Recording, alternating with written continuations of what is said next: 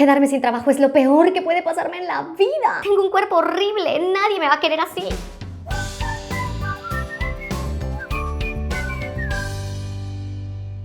Este episodio llega a ti gracias a... ¿Cómo me deshago de un pensamiento negativo? Comencemos por definir qué es un pensamiento. Eso que genera mi cabeza, mi cerebro. El lenguaje de mi mente. Ese como diálogo interno. Son ideas y conceptos que forman un pensamiento.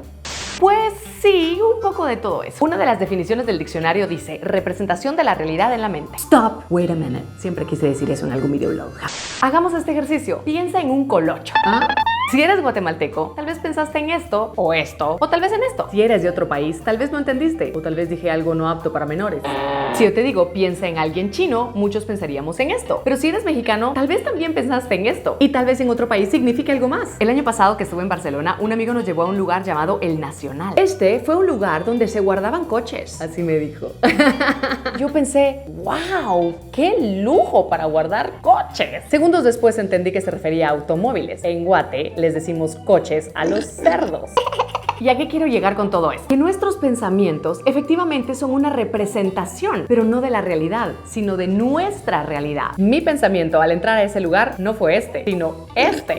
Eso quiere decir que nuestros pensamientos no son la verdad, sino una representación o una interpretación de nuestra verdad. ¿Y a dónde voy con todo esto? A que si partimos desde allí, aceptando que pensamos según la percepción de nuestra realidad, Es muy limitada. para dar una interpretación de esa percepción limitada. Nuestros pensamientos son realmente intentos. Sí, intentos de nuestra mente de definir lo mejor que puede y sabe. Trocitos de nuestra realidad. Ajá. ¿Y entonces? Aquí quería llegar. Si nuestros pensamientos son intentos de definir la realidad, ¿por qué les creemos tanto? Sería mejor observarlos y ver si son reales, o medio reales, o cero reales. Quedarme sin trabajo es lo peor que puede pasarme en la vida. Stop.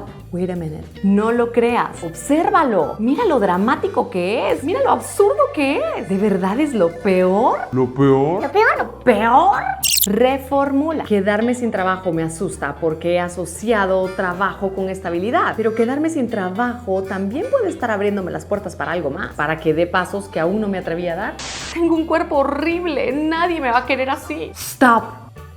No lo creas, obsérvalo. Mira lo extremo que es. De verdad horrible. Vas en la calle y la gente grita y se desmaya y te tiran cabezas de ajo cuando pasas y te persinan o algo así. Algo así horrible. Has asociado horrible con algo diferente de lo que la sociedad llama bonito. Y nadie te va a querer así. ¿Acaso no tienes ya gente que te quiere así como eres? No las notas porque tú te has dicho que nadie te quiere. Así que no importa si alguien te dice de corazón, te quiero, me importas o deseo que estés bien. No lo vas a creer porque le has creído a tu pensamiento. El ejercicio es sencillo. Poco a poco ve notando y escuchando tus pensamientos y juega al stop. Te puedes imaginar a la Tuti bailándolo y todo, no importa. Y obsérvalos. ¿Qué estoy pensando? ¿Qué me estoy diciendo? Y mira con compasión y ternura ese intento de tu mente de definir tu instante de realidad lo mejor que puede, lo mejor que le enseñaron a hacerlo. Y puedes ir tú mismo descubriendo otras formas de definir esa misma realidad, pero eligiendo con mayor conciencia tus pensamientos. Así que esa es la fórmula para deshacerme de los pensamientos negativos.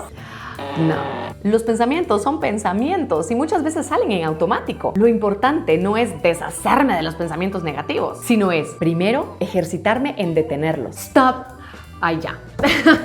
Solo con detener la ráfaga que pueden acarrear ya es un paso importante. Segundo, dejar de creer en ellos y observar si me ayudan en ese momento o no. Y tercero, cuestionarlos. Y mientras lo hacemos, ir descubriendo nuevas representaciones de la realidad. Realidad que sea más generosa con nosotros mismos y nuestra vida. Stop. Soy la Tuti. Y si este video te gustó, compártelo, suscríbete y dale like. Y recuerda que con lo que hoy ya tienes, también puedes vivir a colores. ¡Vivir a colores! ¡Vivir a colores!